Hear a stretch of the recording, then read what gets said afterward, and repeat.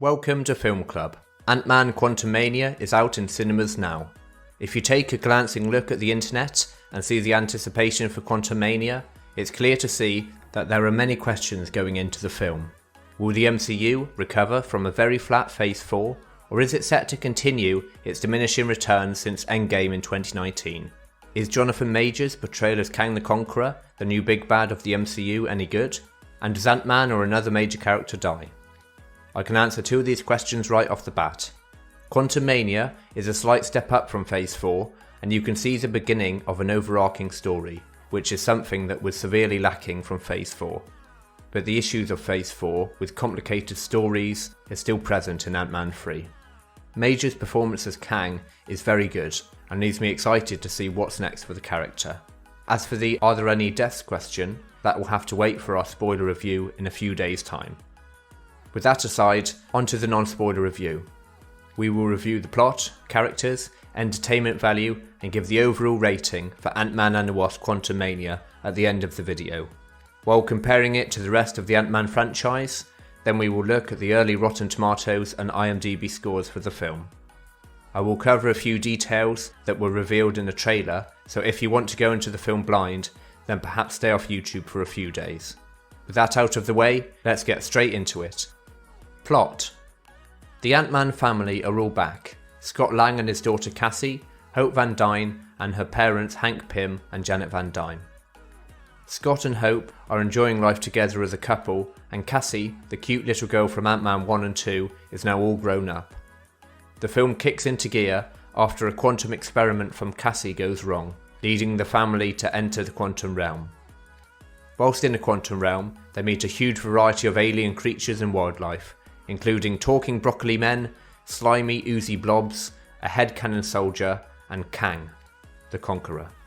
The Ant-Man family fight through the quantum realm to get back home, facing off with Kang and his minions, who also want to leave the quantum realm.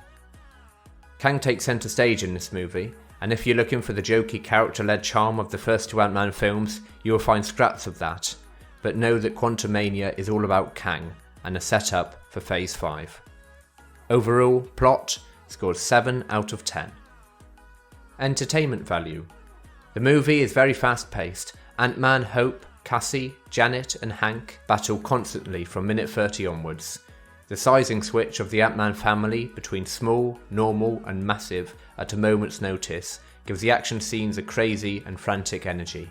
However, sometimes it can be hard to see exactly what is happening. Janet plays a very prominent role in this film, as she delivers a lot of backstory, as she was stuck in the quantum realm for decades before being rescued by Hank, Hope and Scott at the end of Ant-Man 2. She helps to world build the quantum realm and explains the motivation and history of Kang. There are grand clashes between the different groups in the quantum realm, and the main characters rarely stop to take a breath. After they finish one fight, the movie smashes forward at quite a pace, introducing the next obstacle for the Ant team to overcome. It somehow finds a bit of time to focus on Scott and Cassie, and Scott and Hope, who have nice moments, but it's all a bit stuffy at times, with 10 minutes of CGI battles, then a post-battle comment, then another battle straight after. Kang is a good villain, and has a threatening presence that keeps good tension throughout the film, making you worry for the protagonists. Entertaining, and although it speeds its way to the finish line at a rollicking pace, Ant-Man and the Wasp Quantumania is a very good action film. Entertainment value scores 8 out of 10. Characters and performances. Paul Rudd as Scott Lang and Ant-Man.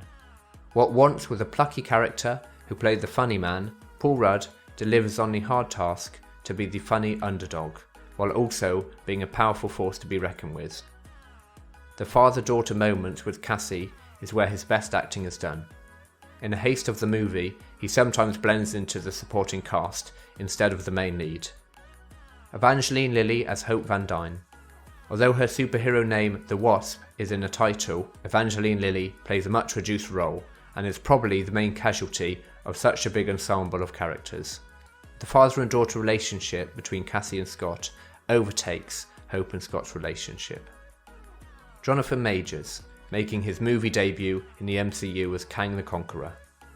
He did play a different Kang variant in a Loki series back in 2021, but this is his first major pun intended, theatrical role in the MCU. Now Majors has quite the task ahead of him, as he will play a primary role in the future of Marvel over the next few years. With the lack of direction from Phase 4, it seems that the interconnected tissue to tie these Marvel films in on Phase 5 rests on his shoulders. I'm glad to say that Jonathan Majors plays Kang masterfully as a quietly dominant, eerie and violent Kang. He manages to fluctuate between intense anger and evil ambivalence, making Kang seem untouchable and volatile. The best performance from an MCU villain in a long time. Kathryn Newton as Cassie Lang. This is the third recasting of Cassie, as Abby Ryder Forreston, who played Cassie in the original Ant-Man and Ant-Man and the Wasp, was replaced in Avengers Endgame by Emma Thurman. That recast was due to the fact that Endgame took place 5 years after Infinity War, so an older actress was deemed necessary for the role. I have no idea why Emma Thurman was recast by Kathryn Newton, but Kathryn Newton does a good job.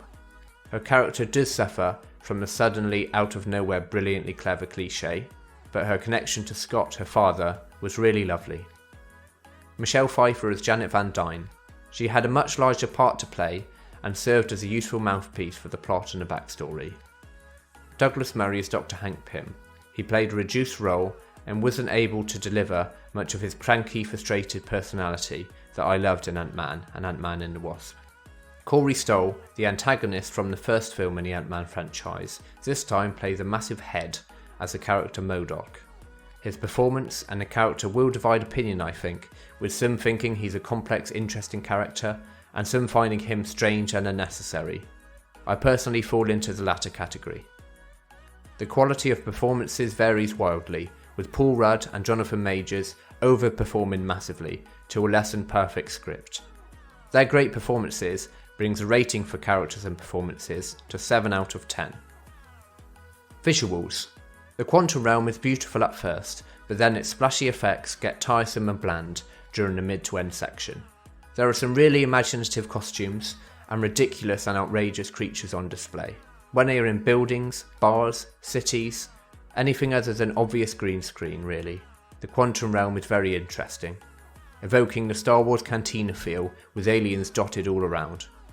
The detail and outlandishness is certainly to be praised in these sets, however the volume and green screens take you out of it, when you can see so clearly what is green screen and what is the actual set. The visuals and set design is really impressive and artistic, for about 70% of the film. The other 30%, it's a CGI slogfest. This is a shame, because if I was to rate the visuals in the first hour, it would have been a 10. But I'm scoring a movie as a whole, so visuals score 8 out of 10. Sound. The chirpy cheeky songs from Ant-Man 1 and Ant-Man and the Wasp are relegated to the first and last 10 minutes of this film. The score, when it works, delivers a grandiose, epic backdrop to the new environments and constructions we explore in the Quantum Realm. The score, when it doesn't work, becomes repetitive and overstays its welcome, as it tries too hard to drum in the great importance of certain moments. Kang's theme, which has a hint of a ticking clock, fits the character perfectly and is really good. Overall, sound scores 7 out of 10. Ending. The climactic ending fight is rather strange, with one of the characters making strange tactical battle decisions. Personally, I think the ending should have been more dramatic, and it's in the ending where the clash of tone really hinders the film. You can see the conflict of the director Peyton Reed being played out in the ending, whether to be the quippy fun but not too serious film the previous Ant-Man films were, or to be a theatrical hard-hitting cliffhanger that the film teased at various points. Also, be prepared to wait a long time for the second post-credit scenes, as it takes place after what seems like 20 minutes of credits rolling. An okay ending, which didn't really know which way to go. Ending scores 7 out of 10. Rating. The third film in the Ant-Man franchise, Ant-Man and the Wasp Quantumania, scores 73%. Conflicting tones, and serving as the first few moves on the MCU chessboard, Quantumania tries to be too much and ends up just missing the mark. A lofty, ambitious, flawed film, but certainly not a bad one. Film leaderboard. When we look at the film leaderboard, Ant-Man and the Wasp Quantumania ranks 7th place, just below Doctor Strange and the Multiverse of Madness, but above No Time to Die and Fantastic Beasts, The Secrets of Dumbledore. Franchise comparison. When we compare Quantumania to the other Ant-Man films, it comes second, with all three films scoring within a few percentage points of each other. It's a real shame, as it had some great extended periods where I thought the movie overall would be in the 80% mark, but sadly on too many occasions it got lost in its own chaos in the middle and end section of the film. Genre comparison. Looking across at the superhero genre, Quantumania sits in the middle at 4th place, no way near the failures of Black Adam or Venom, Let There Be Carnage, but no way near the Batman, which sits in 1st place. My rating of 73% seems to be a lot higher than the I think unfair 51% that Rotten Tomatoes critics have rated the film.